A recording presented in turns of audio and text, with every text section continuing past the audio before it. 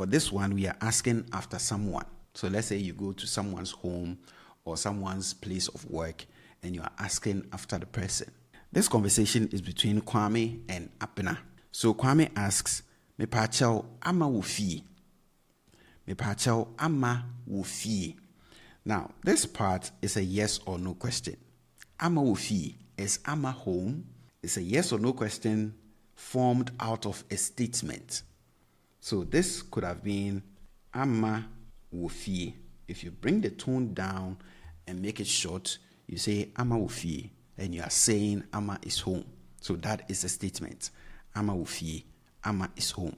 Now, to turn this into a yes or no question, you simply raise the tone, especially towards the end, and then lengthen it a bit. So you have ama wufi. Ama wufi.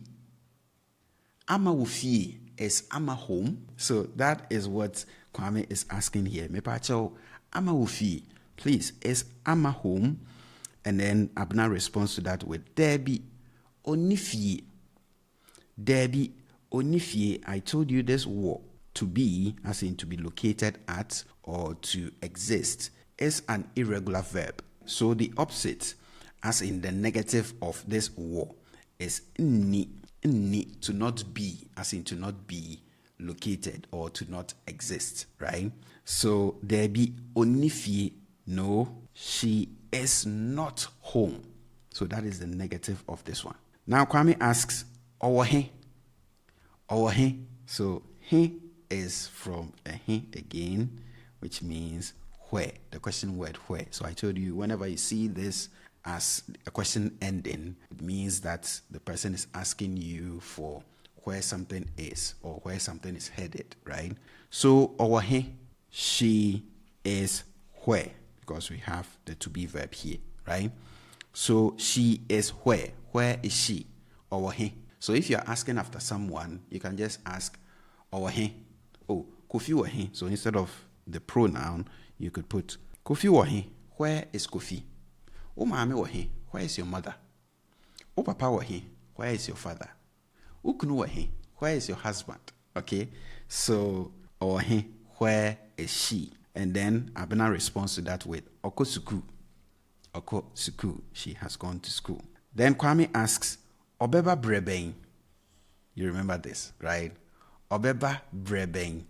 So we have bre as time, and we have the interrogative determiner, what or which. But in terms of what came before that, or which came before that.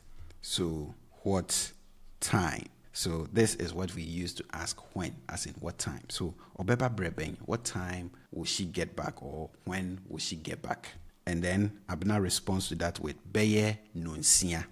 Beye nonsia. If you remember this from one of our earlier weeks, we had beye as approximately, right?